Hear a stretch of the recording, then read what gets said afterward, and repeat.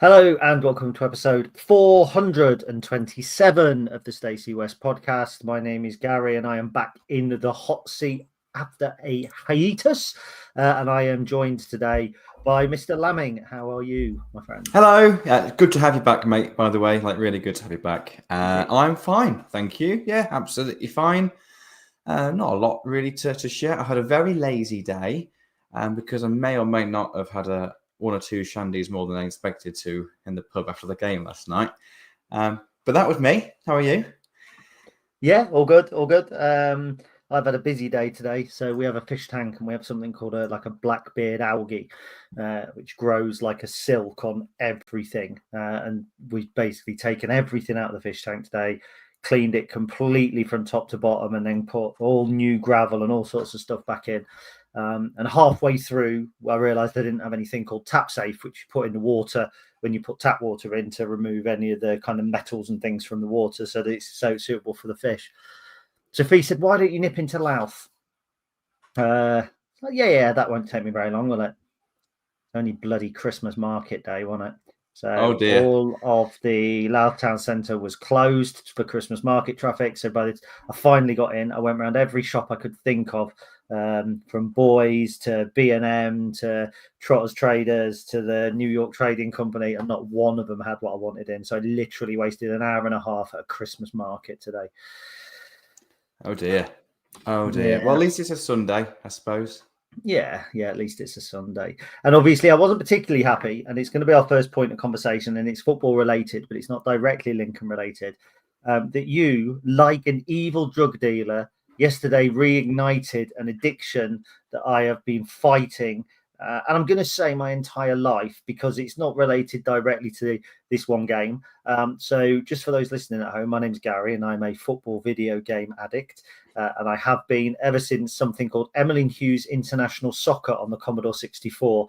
And I know that there will be people who don't know who Emmeline Hughes is or what a Commodore 64 is. But I spent many a day on that. And then all the way through my life, I've been addicted to football games. I used to love it back in the day when there was 100 different games. It's Kickoff 2, Sensible Soccer, International Superstar Soccer, Actua Soccer, Goal, Dino Dini's Goal. It was just Football Manager, Championship Manager, Premier League Manager, Super Player, Football Manager, football. It was brilliant. And over time, the commercialization of the world has ensured that we have only really got 1, 2, maybe 3 games. And so FIFA became my game of choice. And then when it became EAFC, I thought, that's it. I've had enough. I think the year I spent £200 on Ultimate Team cards, and not all in one go. It was like 15 quid a week, maybe for a little while, every so often. I thought it was better than a pint. And then the new one come out, and you get nothing, and it's like, well, that's it. I spent all that on that team. I can't even play it, so I gave it up. And then yesterday, you, Lamming, you gave me a little taste, didn't you? Guilty as charged. Yeah, sorry. I've had a bit of a love-hate relationship with that particular video game series for a very, very long time. Don't play it very often at all. Was adamant I wasn't going to buy it this year. I say that every year. Normally, what happens is I say I'm not going to get it. I don't get it. And then at some point later in the year, I do. I spend 4 or 5 hours playing it and realize, yep, it's exactly the same as the old one. And then never play it again.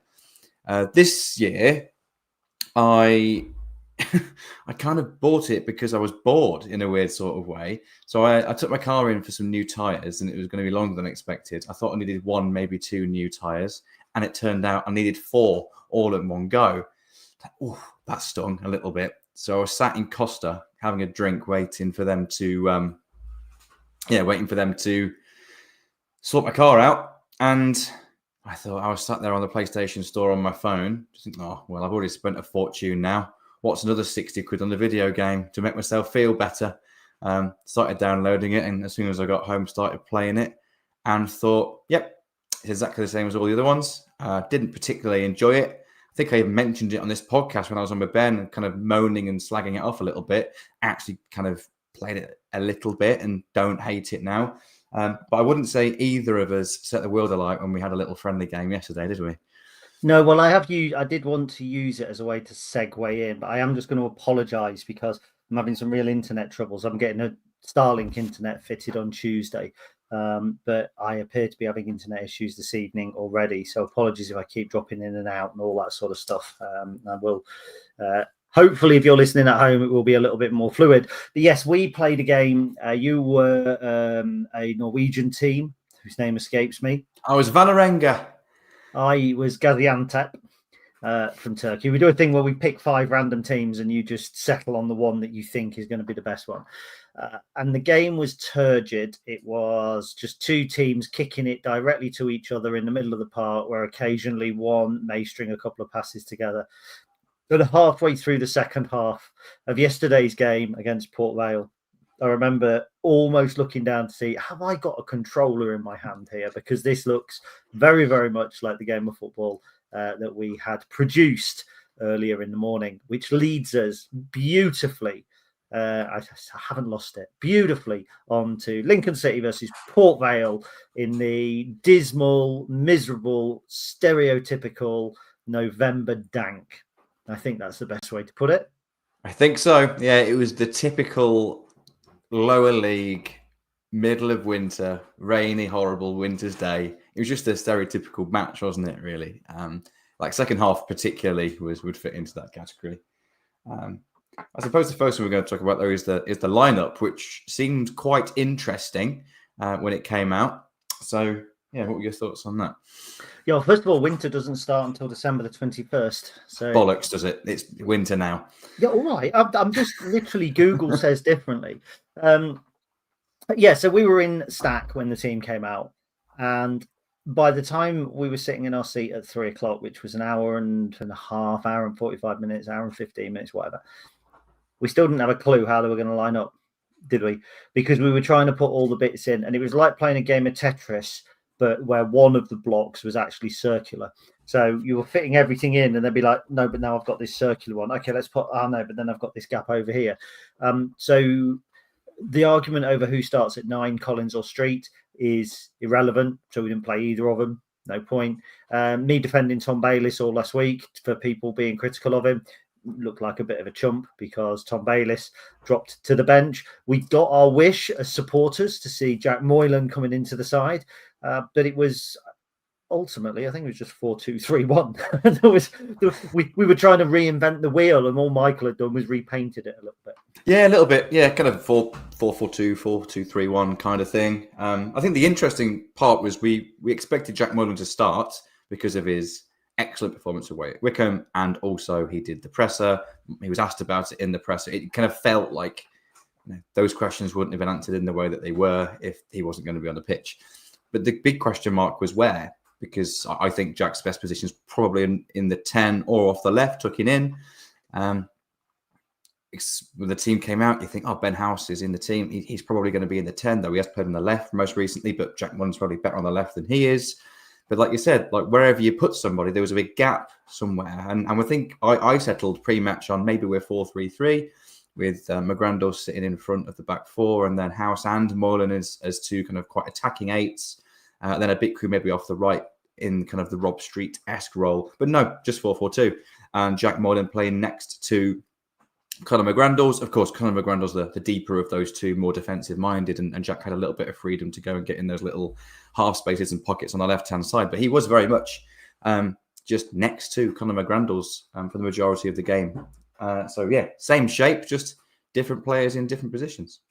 On a completely different subject, there was an analogy I used yesterday, and you said that's brilliant, you should use it on the podcast. And I said I've never really thought about it, and I've completely forgotten what the analogy was now. Yeah, I can't remember. If it comes to me later, I will remind you. But I have no idea. So I had a misconception because I thought in the period, we're not going to go all the way to the goal, but in the opening period, I thought we played well, but it felt to me like everything positive that we did was coming down the left.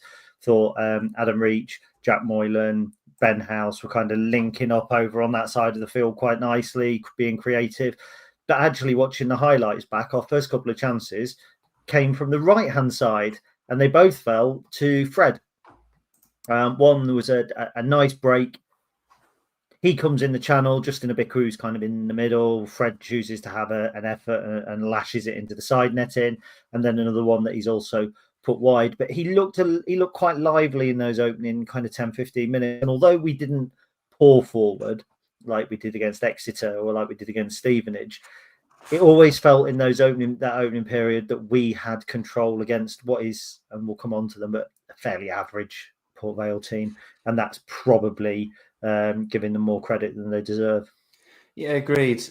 The game certainly wasn't the most entertaining of spectacles in the second half, and I think that's how you kind of remember the game. That's how a lot of the comments have been. But in the first half, I thought we were decent. Bearing in mind the conditions, bit of zip on the pitch, of course, which is always good and helps you play quickly, but also makes it difficult to keep your feet. There was a few players slipping over. The first touch was a little bit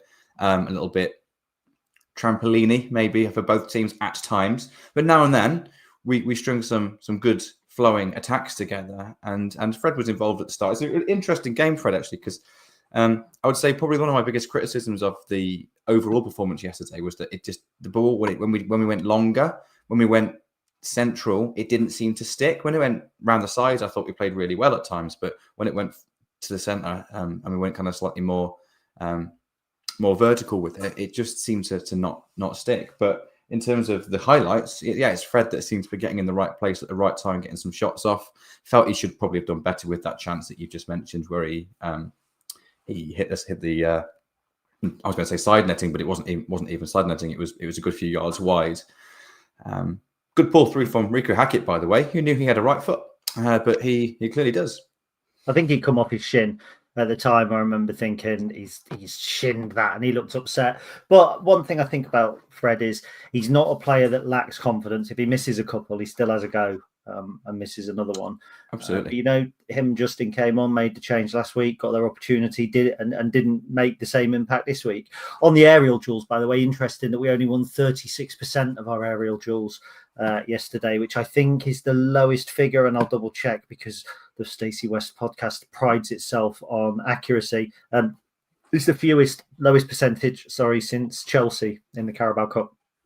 Yeah, interesting that, isn't it? But I would say the vast majority of those that we didn't win would be in Port Vale's area, because I think their centre-backs absolutely dominated their box. I thought they were really good at defending their 18-yard box. Not so good anywhere else, but they were definitely defended the box well. Just quickly on Fred, and so he contested more duels yesterday than anyone else on the pitch, 30, which is a huge number, but only won 6 of them, which was surprising. Putting himself about, but actually probably not getting a huge amount of change out of those two centre halves yesterday. So you can't really criticise his effort and his work rate and the getting himself into those positions, but probably didn't get a lot of change out of them in the course of his 80-odd minutes on the pitch. Just quickly, though, you mentioned at the start of this that the first couple of our attacks came down the right. I actually thought Rico Hackett and Tendai Darikwa tactically had a really, really good understanding.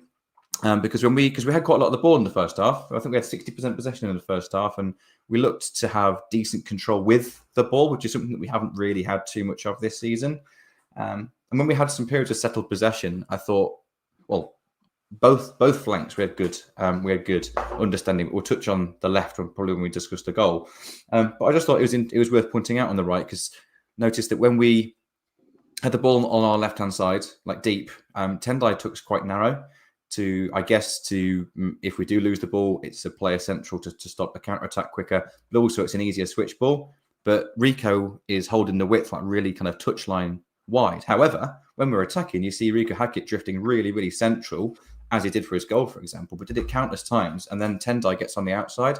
So it's almost like, even though they're both playing on the right, at no point are either of them kind of in the same vertical line. One's inside and one's outside, and they switch at various times in different phases. I just thought they clearly had good understanding. I thought it was worth pointing out, because it was a game with not a huge number of really high quality moments, but that's something that's clearly tactically been developed over the course of the season. And I think it worked pretty well yesterday. Just on Fred, you say about those duels, 30 duels, 23 of them were aerial, and he won 5. And he's not a bad player in the air, but I think the centre half Hennigan I thought was dominant for them. But their second highest number of aerial duels won was our old friend Stockley, Jayden Stockley. So there was my misconception. He didn't really do a huge amount, but he did win a lot in the air. And I remember all the way back in the 17-18 season talking to Exeter fans who would say Jayden Stockley's brilliant when the ball's above head height. But when it's on the ground, he is a non-league player. So, yeah. I was just coming on to Port Vale before we go on to the goal.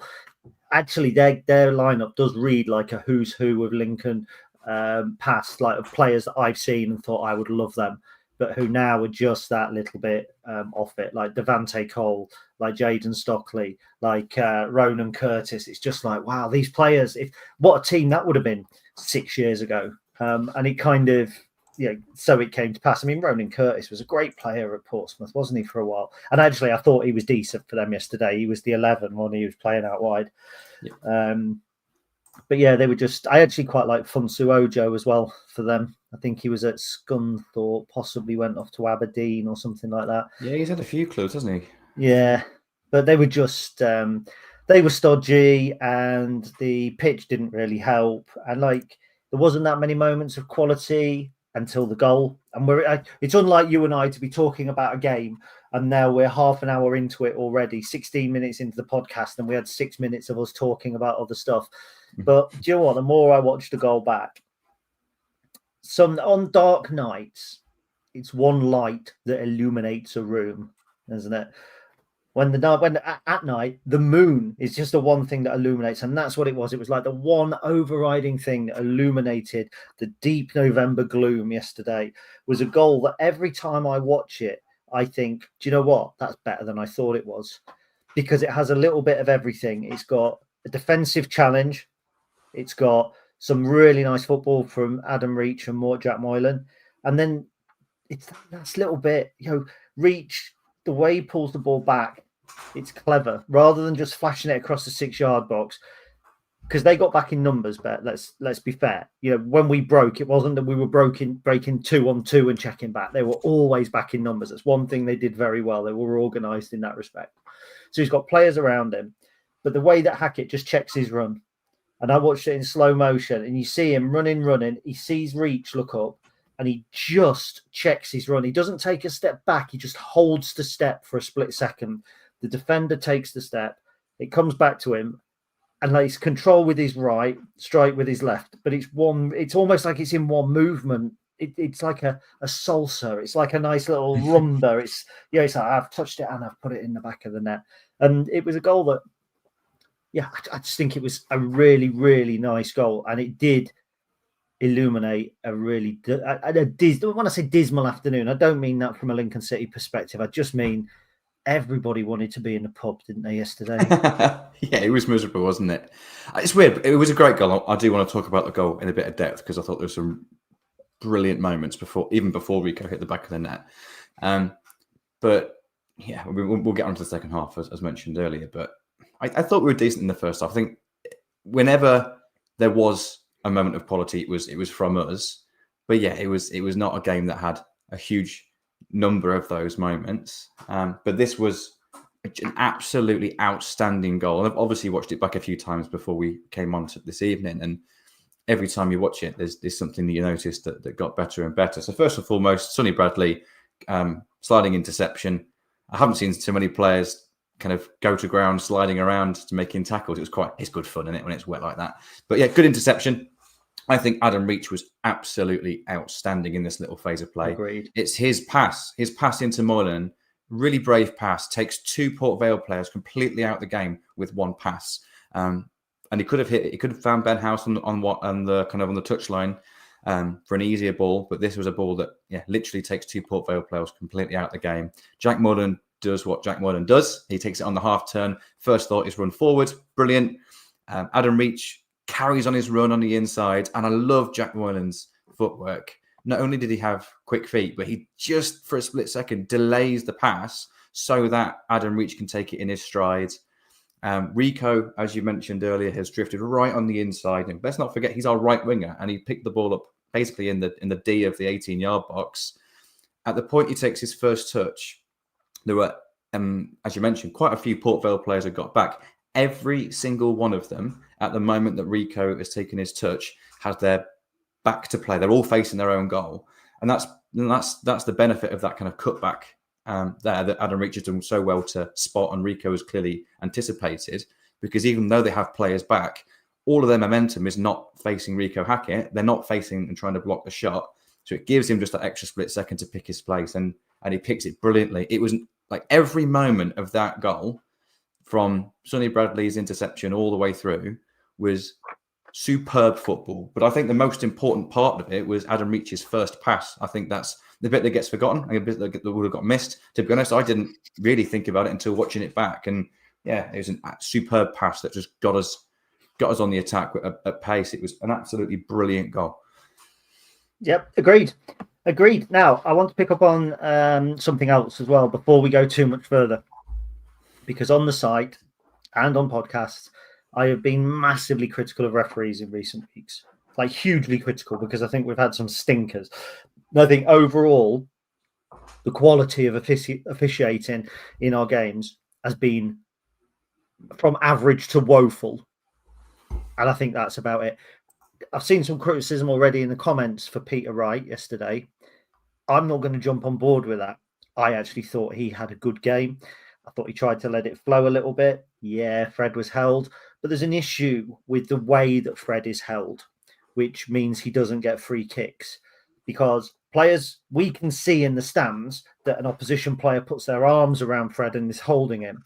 But when Fred's trying to use his body, he's leaning back and he's putting his arms backwards as if he's not holding the player, but from some angles, it looks like he's got his arms around and he's holding the player just as much as he's being held. So I can understand why free kicks don't get given against them. So Peter Wright, I thought yesterday, it was a no-nonsense game. And there were opportunities where he could quite easily have caused further flashpoints. There was an early free kick. I can't think who it was. It might have been Rico clipped somebody's heels. He might have got booked for that. There might have been a Jack Moylan one in the first half where he hasn't pulled an early card out. He's given a free kick, but he clearly had authority on the pitch. I just don't want to be that guy that always criticises the referees. But let me point this out about Peter Wright as well. First time we ever had him, Gateshead away, National League, when he gave the penalty and then Nathan Arnold scored.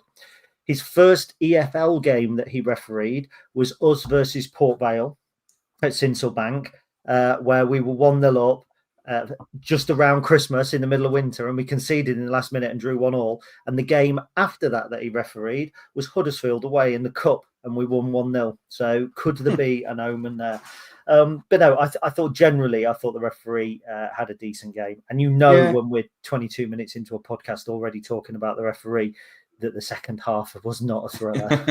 Yeah. Well, firstly on the ref, agreed. Yeah, we'll always have a little moan at one or two decisions, but I didn't think he had a negative impact on the game at all yesterday.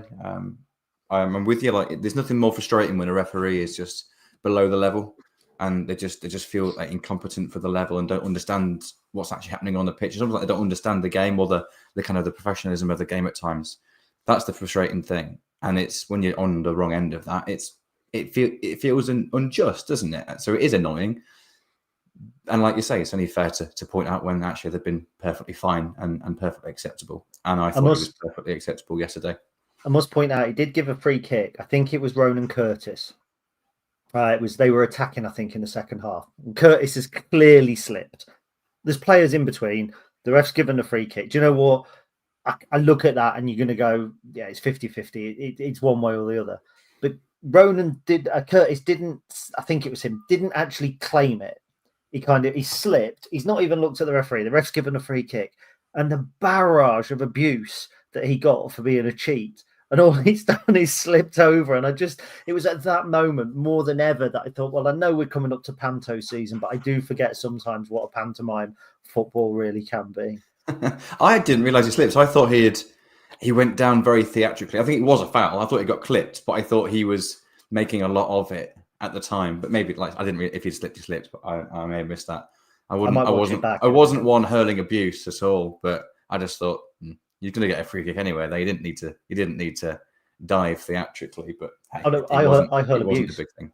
I hurled abuse, and that's why it's good to have like Matt or Dale. Because Matt a few years ago and Dale now, because they're kind of a voice of reason, and they both played to a decent Sunday League level. I think a couple of Saturday League, and I'll shout something, and then whoever that is will just go, "Yeah, but no one's appealing for it," or "He slipped." It's like that, that little voice of reason. It's like the real Gary is there going, "Oh yes, he did," and all that, like pantomime. And then I've got them on the side going, "Gary, it's pantomime. Calm down." So I did. Right, so not a lot else happened. I mean, Port Vale had their chances. XG overall for the game, according to Wisecout, was 0.98 to 0.67. So 1-0 was just about right. Their chances were, one or two of them were kind of almost self-inflicted. I thought George Wickens, in the conditions, probably didn't have a save to make, but I think he dropped a cross maybe to some of his. He definitely dropped one, because there's a great picture of Bubs that Bubs has sent me where he's dropped it. But I didn't think he had a bad game given the conditions and given the physicality of their front line. I mean, Devante Gold and Jaden Stockley could be a tag team in, probably not the WWE, but whatever the wrestling New Order of Timu is. NWA, I don't know. I think Wickens was fine, but wasn't really tested, was he? In terms of Port Vale's chances, there was one in the second half, of course, which was a big chance. There was one in the first half. I think Ronan Curtis headed wide. He had a good leap and probably should have done better with it. But yeah, I didn't really feel threatened at all. It's interesting, the stats, isn't it? And we're not going to go too deeply into them today, but I do get the sigh of relief. There's a little pause there, wasn't there? No. I think it's interesting though, because the comparison between the first and second half is quite a stark contrast. But taking the numbers out of it, like you look at it and think, particularly remembering the second half, I think not a lot happened. However, I do feel that we would have got a different second half if we went in 0-0 at half time, because it felt like we were going to score at some point. We weren't creating kind of clear-cut chances, but we're knocking on the door, and every moment of quality was us. There weren't many of them, but when there was a moment of quality and a bit of settled play, it was us generally that was creating that in the first half. I just felt like if any team's going to score, it's going to be us. But once we did score, we then kind of had something to protect. And I personally would like to seen us play a bit more in the second half, but yeah, we were never threatened, were we? So without the ball, we were absolutely fine. We just didn't really look after it with it. And on that, in the first half, we had 174 accurate passes, which is quite a lot in the first half for us compared to most games. We're normally probably about 50 or so below that. 78 of them were in the opposition half, which is pretty good as well. Now, in the second half, we only had 70 completed passes in total. So we had 8 more specifically in Port Vale's half in the first half than we did in the whole of the second half at any point in the pitch. Only 36 in their half in the second half. So the game became exactly as you described on our FIFA match in the second half. But I think it's worth putting out, like, in the first half we had decent control with the ball. It was only in the second half where that fell down. So anything else on the first half before you want to delve into the second half in more depth? No, well, I've got some numbers for the second half, which will act as a nice way to smoothly move into it. 2 shots, both off target for us. 1 shot on target for them. That's it. Our possession switched to 43%, whereas I think we'd had 55 in the first 60, half. I think, in the first. I'll call it a tiny bit, but yeah. I mean, obviously, we're working off slightly different stats programs here, which will have all of the statophiles going, you don't know what you're doing. Our passing accuracy dropped below 70% in the second half, but Port Vale's was only marginally better. We were 69.4, they were 71.2. Just the second half, and I hate this saying, it happened. And that's it. It was just a period of time where a ball was kicked about at Sinsel Bank. And the one thing that's sticking in my mind is a late tackle from Ben House in like almost in stoppage time that I want to talk about. Other than that, I actually can't find anything significant in terms of outright moments to discuss. And even Rico came on and kind of said, we wanted to be better than that in the second half. And Michael said it was a good performance because initially you winced when the radio came on and Michael went, I think that was a really good performance. And we're all like, ooh. And then he kind of said, without the ball. It's like, yeah, without the ball, we can handle that. But, Port Vale and Lincoln both put in a good display of what to do without the ball yesterday. But in the second half, forgot to do what to do rather with it. Yeah, certainly. I think it says a lot. Whereas on a 9-minute long extended highlights reel, 90 seconds is showing the teams coming out the tunnel. There was the best part of a minute showing a not particularly threatening phase of play in which one Port Vale corner. They take the short corner and it evades everyone and goes out for a goal kick. That took the best part of a minute to show. And they spent 30 seconds showing the substitutions happening. Like, if that's on an extended highlights, there's not a lot to show, is there? And on the actual highlights, I think there's only like 90 seconds worth of actual footage there as well. Yeah, like this, it's really difficult to talk in depth about the second half because not a lot really happened. And I suppose that's kind of credit to us in a way, in regards to we were 1-0 up and we saw the game out and we were never really threatened. Like they had one shot in the whole of the second half, did Port Vale. For, you know, they had a lot more of the ball than they did in the first half. They had a few more passes, a few extra in our half compared to what they had in the first. But yeah, nothing clear cut, nothing particularly threatening. They defended their box pretty well, but we didn't really test them too much in the second half. And that was that, really. That was that. We'll take the win. 1-0. Thank you. Next. Yeah, I've seen some of the criticism. I stay off social media now, and it's not because you know, I don't regard people's opinions. People are allowed their opinions. It's just I know what a lot of it's going to be. Like, as soon as the final whistle goes, I could tell you the tweets that certain people are going to put out. You just understand and know now. And when something's that predictable, you don't watch it, do you? It's like when a series becomes predictable, you go, well, it's gone stale and I'll stop watching it. So a lot of people's opinions kind of gone a little bit stale. And I like to think that we express our actual opinion rather than being so predictable. You know, people might think, well, as soon as the final whistle gone, Stacey West podcast are going to come out and defend the second half. We're not. The second half was a poor spectacle. And while we did win the game, had they scored in the last minute, or had it been 0-0 and that was the second half that we'd been served up, everybody would be a little bit more critical. We're almost coming away going, well, we got the job done. That's what matters. Whereas kind of last week against Wickham, we didn't get the points, and the criticism was, well, we couldn't see the game out. Whereas actually we were almost scintillating at times in the second half. So, you know, results bias sometimes does drag me down a little bit. Yeah, I completely agree. I think there's 2 points on that before we finish. And the first one is, if it was 0-0 at that point, I don't think that's the second half that we would have received. I think it would have been a different game. And no one would have still been trying to push for it. And so also, before you make your second point, let me ask you a question then. Yeah. Should that be the case?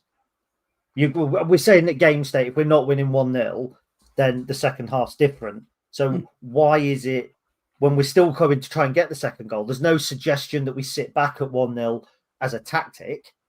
So why is it that goal changed it and we got that second half because we scored the first goal? It's a good question. Yes, risk versus reward a little bit, I think, isn't it? And Port Vale probably tried to change things slightly and have a little bit more control. It's just part of his psychology, isn't it, as well? I don't think it would have been an intentional thing, but it's sometimes, like, for example, we mentioned Adam Reach's pass that created the goal, the first pass that got us on the attack. It's quite a high-risk pass, like he backs himself to do it. We mentioned Tendai and Rico's position changes and how they gave us good structure. You can only do that, though, when you have a period of settled possession. And we didn't really have any periods of settled possession in the second half. You know, we only had 70 completed passes in the whole half. What's that? Less than 2 passes a minute. You know, that are actually successful. That's not very many. And part of that comes from, you know, taking slightly less risky options in possession, particularly when the weather was getting worse. But just to add some balance to that, because I don't want to come across as kind of sycophantic here, because it was a crap game of football in the second half as a fan to watch. I think if you're playing in it, you're satisfied with the win. If you're watching it, it wasn't very entertaining. And there is an element of results bias because we won and it was fine, and we restricted them to only one shot in the second half. However, that one attempt that they did have was a really, really big chance, and he should have done better with a header. If he had scored that in the 80-something minute and it finished 1-1, and then we had experienced the second half up to that point, and it would have been really disappointing, and it would have been frustrating, wouldn't it? So there's definite balance there. There probably is an element of results bias, but ultimately we did get the result, and that allows us to have the mentality of, well, we know we can play better than that. We'll probably play better and lose. And we did last week, for example. So when we don't play too well, particularly in one half, and we still win, that's a good thing. Let's move on, because it's not like that's a normal performance. We know we're better than that with the ball at times. So if that was our ceiling, if that was our standard average performance, concerning, yeah, but it wasn't, is it? We've all seen that we're better than that in the second half. I just think it's important for us to point that out, because when we play well and lose, we will come on here and say we've played really well, we've lost, so there's positive signs. And I just think from a balance point of view, it is important when we've won to go, win doesn't always mean yay. And whilst we were okay in the first half, it was tough. But what I will say is Lincoln City have a habit of not beating teams at the bottom of the table. I can think off the top of my head, I think we played Cambridge when they were bottom and didn't win. I think the full Mark Kennedy season, I think we only took something like 6 points off the bottom four all season. There was Shrewsbury on Boxing Day who beat us when they were bottom. There was Southend a couple of years ago that we went there and they were playing reserve team players and we lost 2-1. We don't have a good record of beating those teams. So actually to come through that game, however that game looked, having won the game and having, let's be honest, never felt troubled. We talk about that late chance, but I put in my article, I have this thing where if we're 1-0 up and there's 5 minutes left, I'll stick a fiver on the opposition to score, because at least if they score, I can come away with 15, 20 quid, whatever, and go, right, I can have a bit of a drink, or that's paid for my dinner. So my disappointment is offset. And I do that when I feel that we may concede. I did it against Exeter, quids in. Did it against Stevenage, lost my money. Fair enough. Did it against Doncaster as well, believe it or not. But last night, at no point did I think, do you know what, they're going to score here. I just never saw it. I just didn't see it happening. I just didn't think they had it in them. Yeah, same. I didn't feel threatened at any point in the game, really. And I gave Tom Heyman my man of the match, and I thought he was absolutely outstanding. But I think the whole back four, Conor McGrandle sitting in front of them, particularly that kind of whole defensive unit, was hardly put a foot wrong yesterday. And yeah, we kind of dealt with everything that Port Vale threw at us. But let's not forget, they haven't scored in 6 games. October the 11th was their last league goal. There you go. Yeah. So let's not big ourselves up too much. They haven't scored against lots of other teams as well, but you can only beat what's in front of you. We did keep them out, and yeah, we got the 3 points, and now we can kind of almost forget about the match. We can enjoy the goal. We'll remember the goal, and we'll forget about literally everything else that happened in that game come next week. Before we do, let's just have I don't know if you've seen it back or not, but the late Ben House challenge, because again, I was screaming blue murder at Luke Lee last week, and it was a very similar challenge. Was Ben lucky to stay on the field at the end? Difficult for me to comment on that, to be honest, because there is no replay that I've seen of it. There isn't it, because I couldn't get on flipping Y-Scout earlier. He sent me the code. It wouldn't let me in, so I haven't had the luxury of watching that. I normally leave, don't dare touch the videos anymore on there after I use them all up, watching Accrington throw-ins the very first time I used it. In game, I thought it looked late, but I thought he won the ball and then got the player. It wasn't even all in one motion, but it was completely the opposite side of the pitch from where we were sat. I'm not going to be able to give you an accurate answer, so I'm going to sit on the fence and abstain. Okay, well, I tell you what, we will take a break right now, and when we come back, we'll move on to Huddersfield, and we'll take a couple of questions from the floor. But for those people watching at home, instead of going through all the comments, why don't I try and share the screen, and we'll do a little bit of Ben House tackle analysis. Okay. Because I think I will be able to. Oh dear. What's happened? I don't know if this is me or you, Gaz, but Gary appears to have frozen. Oh, have I? Am I back? You're back. It's all good. Right. Okay. Are we ready? So we'll do this in slow motion. On the screen. And will we get done for copyright? We don't make any money off this anyway, so it doesn't matter. Exactly. Can we see that? Okay. Pretty blur. Oh yeah, we're all right. We're all right. Right, are we ready? So, everyone looking at home, here we go.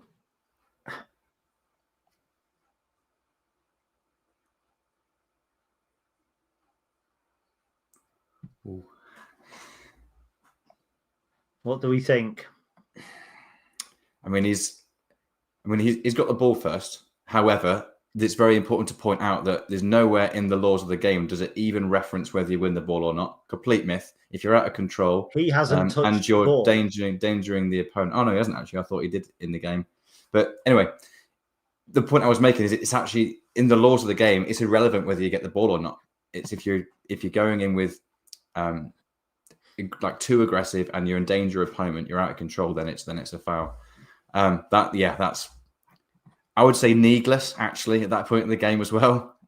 Certainly, a very, very, very yellow card at the very least. Yeah, it's a deep yellow. It's a deep yellow. An orange, maybe. Let's say hello to some people who are online as well. Why not? So Devon Imp even messaged earlier in the Discord to say what time are we going online. He's a regular here every week, as is Flossie. She's always on. Good evening from a nearly off to bed Flossie. Next Gen Base, which is Benjamin, is in the chat instead of in front of the camera, which will please many people. This must be Ben's first week off for ages. He is, first week off in a long while. Ian London, good evening. I've just about dried out after the rain yesterday. Yeah, I haven't, doing the fish tank today as well. What a pain. Gerard Fox, evening all. Leslie Rook, enjoying the run of the house. I'm hoping that she's enjoying it, enjoying the podcast. Walter's on. Hello, my friend. I hope all's good. Keith's in as well. Had to laugh to myself when neither Collins or Street starting. What do we know? Nothing at all. Bill Bennett, how we doing? Hope you're well. Freddie took some stick from their defender yesterday. Ref was poor. It's a game of judgments, isn't it? Game of judgments. Game of opinions, rather. But yeah. Who else have we got? Carl is in. All right, Carl. Doing well, pal. Rob Stainton, apart from the goal, the shining light was the continued performance of our back four. All four have been 8 out of 10's great signings. You'll appreciate that, Chris. Absolutely right. In a keeper, you're like a back four in front of you. Jacob says, hello, Gary Hutchinson. He doesn't care about you. That's fair. Hello, Jacob. Good to see you, mate. Let's have a look. Ben says, will please many people. Why you got to do me the dirty like that? I don't know, mate, to be honest. I just can't help myself. It's a public persona, isn't it? It's not how I am not who I always am in private. I've tried to be much nicer recently. So there we go. Right, shall we come back and talk about Huddersfield? Let's do it. Let's do it on 30 because I am. Hello and welcome back to episode 427 of the Stacey West podcast. We have now managed to drag out the Port Vale game for around half an hour, which I didn't think would be possible. It was only marginally better than the 0-0 by the fact a goal was scored, and I've seen much better 0-0s, but we took 3 points and now we move on. We move on to Tuesday night, where an arch nemesis awaits. Now, back in my previous life as poacher, I had an ongoing battle with a player called Barry Conlon. So every time I came across Barry Conlon, one of us seemed to get out on top, but he never knew about it. So he was my nemesis, but I was certainly not his. And I think to a degree, Huddersfield Town will feel that way. We look at Huddersfield Town and we go, you bastards.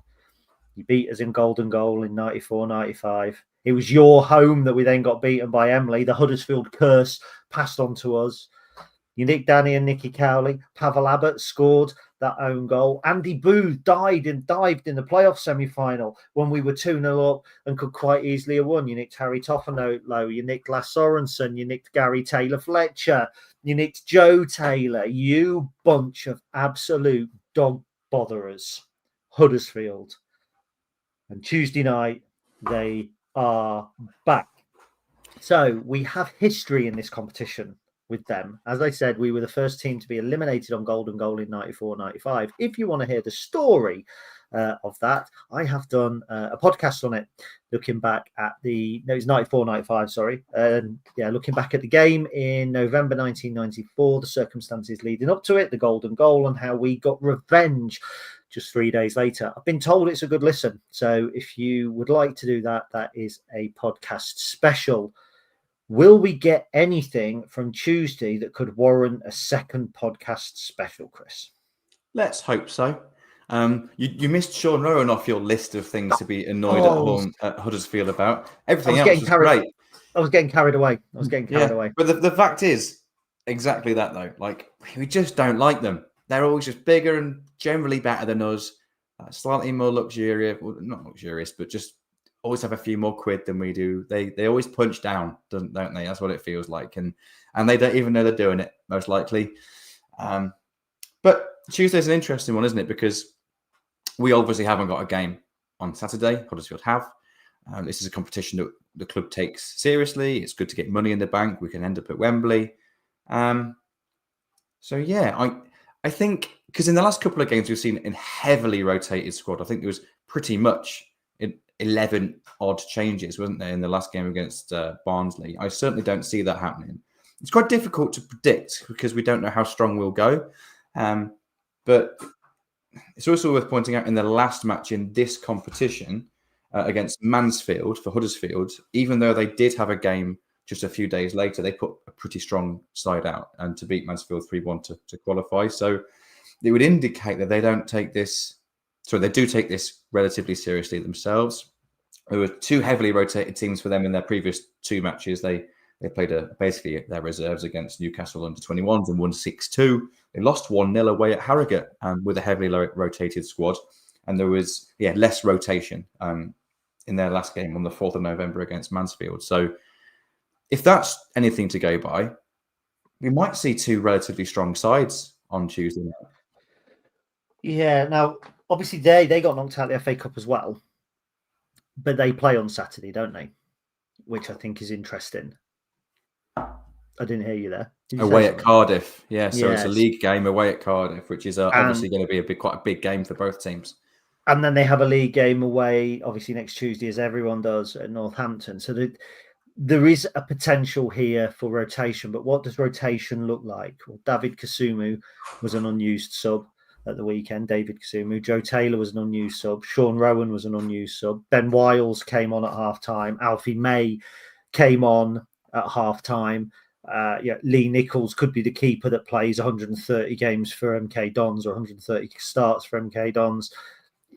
If Huddersfield rotate their squad, it's not going to feel like a rotated squad, if that makes sense. Because they've just got, looking down through the list of players that are in kind of single figure starts, when you're talking about Jack Watmore, I know there's some injuries here, by the way, but Jack Watmore, Murray Wallace, Joe Taylor, Sean Rowan, Bojan Radjulovic, Mikel Miller, David Kasumu, Herbie Kane, Lyndon Gooch, Dion Charles. These are all players, Will Alves, that have started single-digit games for them in the league. So they've got a ridiculous amount of depth. If they go weak, it's a team that you would still expect to be finishing in the top 10 of League One, in my opinion. So what they do, we can't control, but they're going to bring a decent side, in my opinion. You're not going to see kids. Michael Scabala's got a big decision to make because we've got Saturday off. The lads will be in training. He's already said that. That's going to happen. So how does he go? Well, this is my opinion. He plays Zach Geacock, almost certainly. On top of that, he only makes changes if he absolutely has to. I still think we go 4-2-3-1. I think he probably goes Tom Bayliss and even Varfolomiev, because we're going to come on to a question about how long does it take a player to settle. But Ivan's going to start a certain number of games. Zach Geacock starts in this competition. I think Ivan starts in this competition. I don't think Finn Barbrook does. I think Tom Bayliss came on as a sub. We've not got a game in a week. Tom will play. Probably won't start Jack Moylan, but what does that mean? That he could start James Collins up front, Rob Street up front.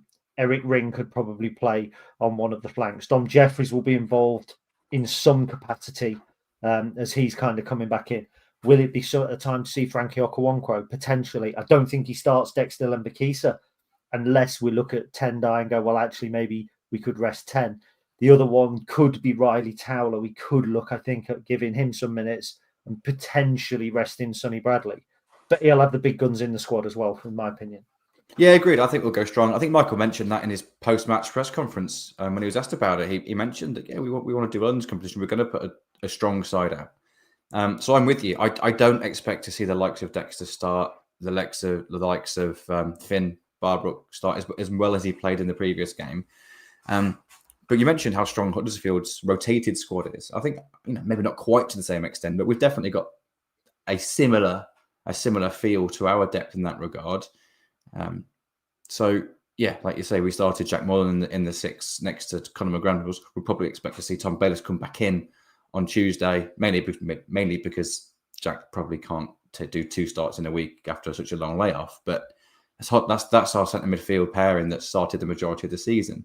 Ivan might come in for Connor. Heck, he might not, because we haven't got a game Saturday. We don't need to rest legs. It's almost impossible to predict.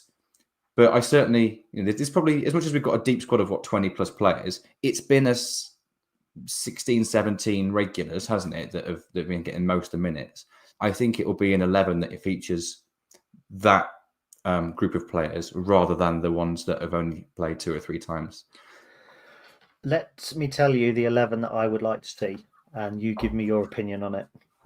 So Zach Geacock in goal, Tendai Doriqua, Riley Towler, Tom Hamer, Adam Reach. So I think we've got to give Riley Towler some minutes. Ivan Varfolomiev and Conor McGrandles in the 6s, with Eric Ring, Ben House on the flanks, Tom Bayliss as the 10, and Rob Street through the middle. I don't think he'll do that, but that's what I'd like to see. Bayliss is a superbly creative player.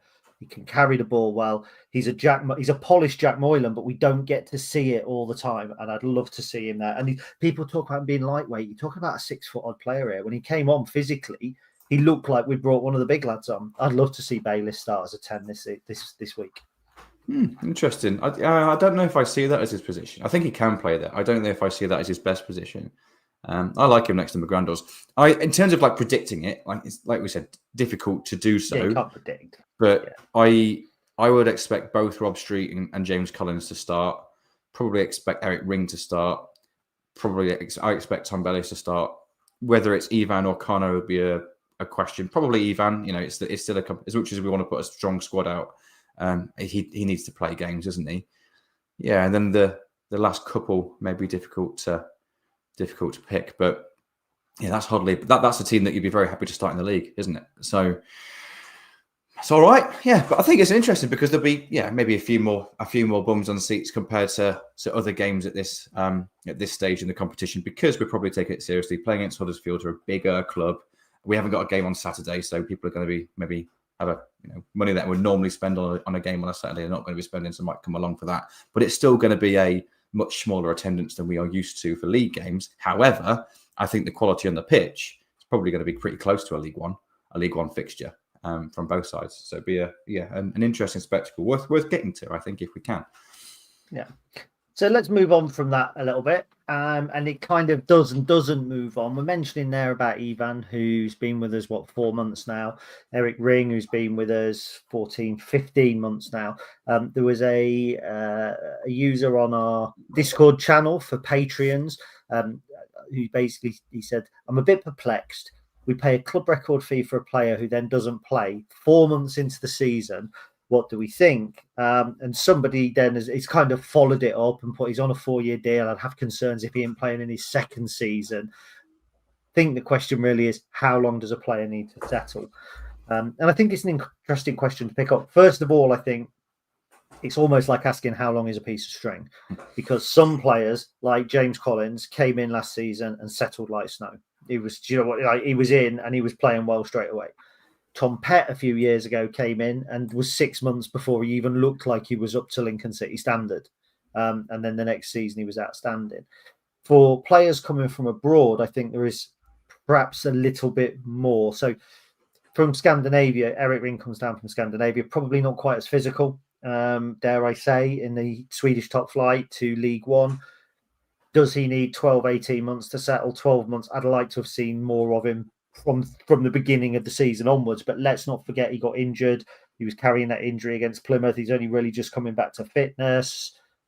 He's not a luxury player, but he's a risk player at times, I think, because of his flair. He likes to carry it, but when you are needing to keep it tight, perhaps there's a reason for him not getting as many games. But I think he's one that we need to see more of now. As for Ivan, he's come over and doesn't know the language.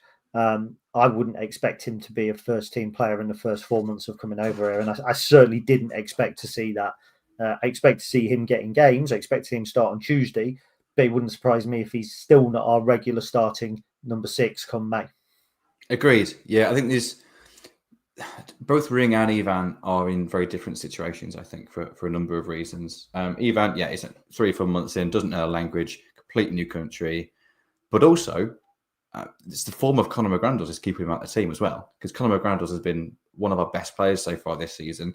I know we played 2 in there, and we often call them 6s, don't we? But we kind of play 1-6 and 1-8 in that kind of dual role, because Bayliss is a much more forward-thinking player, drifts forward. Jack Moylan played next to McGrandles on Saturday, of course, drifted much further forward and found pockets out wide as well. Ivan, for me, and I think in terms of how the club see it, is he's the other player to play in Conor McGrandles' role, not next to Conor McGrandles. There's only one game that him and Conor have played in the same team this season. That was against Chelsea. I think you can have two defensive players in the team there. And also we played like a midfield diamond with a back 5 in that game. So we had an extra centre midfielder anyway. So I think the 2 things, the fact he's only been there a few months, and also Conor McGrandles is playing really well. We're doing pretty well as a team. So there's no need to change the team. Just got to be patient. With Eric Ring, I think is a bit of a different story, because not only has Eric not featured as much as maybe we'd like him to have this season, he is also taking up an ESC slot, and we know we like to recruit from abroad. We think there's good value there, but you only get 2 ESC slots, and the player have to play in, I think it's at least 60% of their available minutes, something along those lines, to then next season not take one of those slots. Even if Eric plays every minute of every game now to the end of the season, I don't think he'll quite. I don't know if the 60% is right, but I remember Jez mentioned in his evening that he did. He touched on this, that don't think Eric would quite qualify. So it's going to be a really interesting season for Eric, because I think if it gets to the end of the season and he's in the team and he's flying and he's a key part, brilliant. Like, it's well worth keeping that ESC slot. We can't sign anyone else from abroad, but that's fine. We don't need to. We've got value in the squad now. If Eric gets to the end of the season still kind of on the fringes as he is now, it doesn't make a great deal of sense, in my opinion, to keep him as part of the squad and taking up one of those ESC slots where we might want to recruit elsewhere to do that. Of course, that changes if we get promoted to the Championship, because I think you get an extra slot. Could be wrong on, but I need to double check that actually. You do get more slots. Yeah.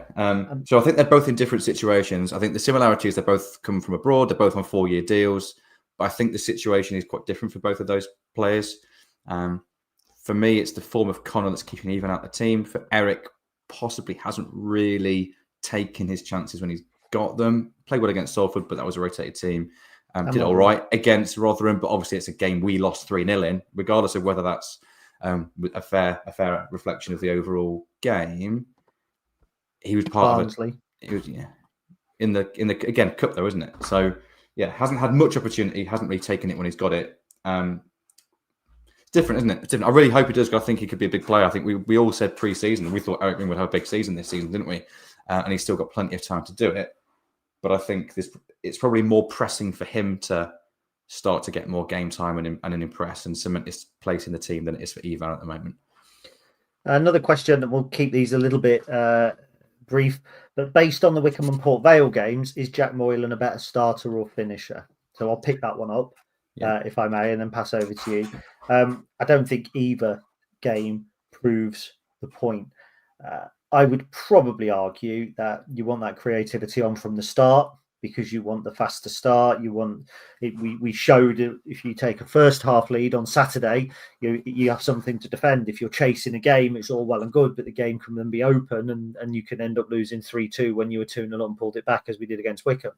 And also, I think it's horses for courses. And I seem to think that analogy that I can't remember that we said was really good that I should use.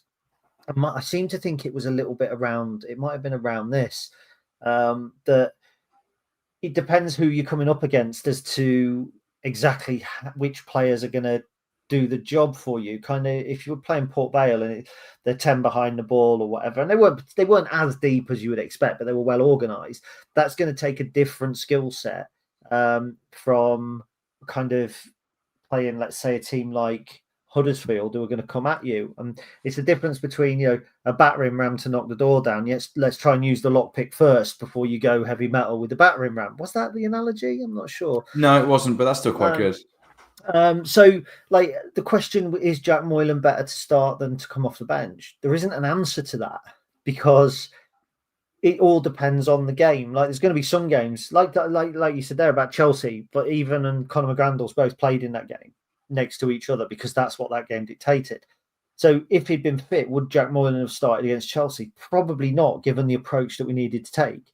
But when you're at home against the bottom team, will Jack Moylan start that game? Yeah, I can see there now he's an absolute certainty to start. And that doesn't just apply. We're using Jack Moylan here. He's almost like the guinea pig that proves the point, because the same goes for a lot of players. The same goes for Fred in the 10. Do we want a big lad in the 10 or do we want somebody with trickery to unlock it? Same goes with Eric Ring and Rico Hackett and Oscar Thorne compared to a Rob Street or a Ben House out wide. Are we going to go for width? Are we going to be cutting inside? Is there going to be space in behind? Or are we going to need to be playing, with a majority of the team in front of us? So it's really hard to say which players are better starting than not. There's only a handful that I'd go, yeah, he starts. And you talked there about Sonny Bradley, Tendai Darikwa. For me, Adam Reach, irrespective of what type of game you're playing, Conor McGrandles and Ben House, they're probably the only ones where you go, they're the ones that need to start the games based on recent form. Yeah, and Tom Hamer for me as well would be in that conversation as well. But yeah, you're right. There's not a lot to add, is there? It'd be nice to have two of him, and you can have one to start and one come off the bench. It's weird because I do think he's one of our better players. He's certainly, I think, it might be harsh to all the players, but he's in my mind the only player in the squad that you feel every single time he gets the ball something might happen. He can create something out of nothing. He's just got that. He's a bit of an enigma. He's got a bit of flair about him. Other players can carry the ball, but not in the same way Jack does.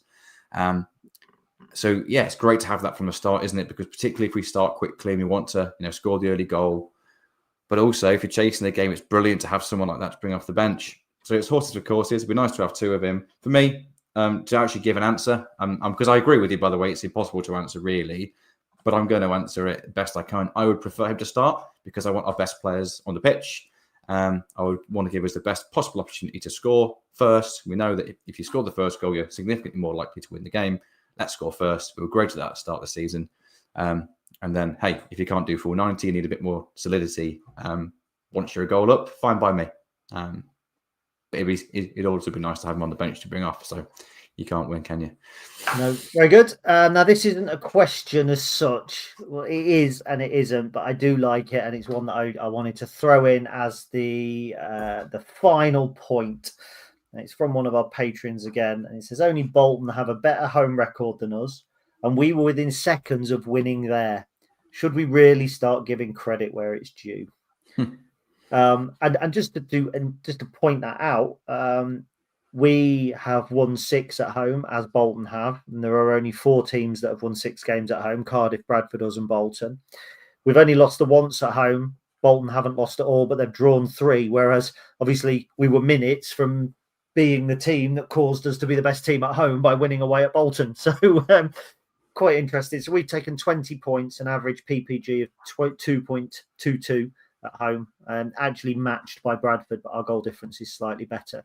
So you think, well, if we're up there, our away form can't be that good. We're 9th in away form, 11 points, but the top 3 teams are all on 14. So we're actually only 1 away win from being the best away team as well. So is it time to give credit where it's due? And then actually, I am going to go to a question that's just popped up in the comments. So yeah, credit where it's due, Chris? Yeah, of course. I think in my mind, I'm just really conscious of not taking for granted where we are. It's great. It's great being at the top of in the top part of the league. Let's just really be respectful of how difficult it is to be consistent. And it's going to be ups and downs, but we're 4th in League One, 1 point off the top. Yeah, of course that deserves credit. Like, it's baffling that it could be a question, really. But I agree. It doesn't really feel like it. But we're there, and we deserve to be there. Like you say, we're compared to everyone else in League One, we're doing jolly well. So let's enjoy it. We are doing jolly well. 110 odd appearances in a Lincoln City shirt for Lewis Montsma. Just 4 this season, all in the Cup. The last one in the FA Cup, where there was a huge question mark over his involvement in their equalising goal. We have just been asked, no mention of Lewis. the point I'm probably going to make about Lewis is, at this moment in time, I would be very surprised if he plays for us again. That's a bold claim, isn't it? But well, think about it. He's only appearing in the cup, but we're now at a point where we're going strong in the cup because we want to win it. We're not in the FA Cup. We're not in the League Cup. Yeah, he hasn't played a League One game for us since what did he play? Shrewsbury on the 12th of April last season was the last one that he started. I don't see where he comes in now unless there is injuries. But I think if Tom Hamer was injured tomorrow and Adam Jackson's still under the knife, I actually think we'd play Riley Towler and Sonny Bradley. Yeah, I probably agree with you. I know they're both left-footed, and that isn't ideal. But you'd play two right-footers if you had to, wouldn't you? It's no different to that, really. Even though I've got this little thing in my mind that I think left-footed players are like more left-footed than right-footed players are right-footed. I know that doesn't really make a lot of sense, but I know what I mean. But no, you're right, and it's a shame. Like we all like the story of Lewis, and I think we're all quite proud of how the club have treated him. But right now, you know, he is just part of a squad, and he's fourth choice, well, probably fifth choice centre back, really, out of the five that we have. If you include Riley Towler in there, so yeah, it's a shame, isn't it? But wow, like you say, where can you see him getting regular minutes? If only time would be if Tom Hamer gets injured, and obviously we don't want that to happen. And then maybe it's Towler and Bradley, but then Lewis at least be on the bench. I think it was telling that, you know, he wasn't even on the bench on Saturday, and we only had Riley Towler as our only defensive player on the bench, and yeah, it wasn't even Towler and Monsper on the bench. So yeah. Cool. Right. Well, that slowly brings the podcast to a close, but I have just had an email or a message in the Discord from David, who has said he's heard on the podcast I'm getting Starlink installed, and he was going to suggest it because he figured I might have crappy internet. I get a maximum of 25 megabytes a second, and at this moment in time, I'm literally running a speed test as we talk now, and you can tell how slow it is because the speed test hasn't even started. It's packing 20 megasecond at this moment in time, and he's just sent me a speed test on Starlink at 319 megabytes a second. So fingers crossed, you might megabits, megabytes, whatever, Ben, you pedantic nerd. So there we go. He's correcting me. What do I call them? Megabytes and then megabits, whatever. I don't care. It might allow me to play basically FIFA the same thing, Chris. Surely. Yeah, bits and bytes, whatever. It's semantics, isn't it? So that was episode 427 of the Stacey West podcast. We were celebrating a win that. And we say that it felt a little bit coming away from the ground like it wasn't actually a win. It was almost like 3 points that we were coming away from the ground going, well, that was miserable. That wasn't very good in the second half. But a win's a win. We took 3 points. And on Tuesday night, we get an opportunity not to take 3 points, but to take pride from a Huddersfield Town side that have taken a lot of pride in ripping things away from us. Sean Rowan and the Cowleys included, which I missed off my earlier rant, which you may have noticed. But until then, we will continue to be your primary source of Lincoln City news, views, opinion, analysis, and indeed propaganda, not the imps. Not the imps.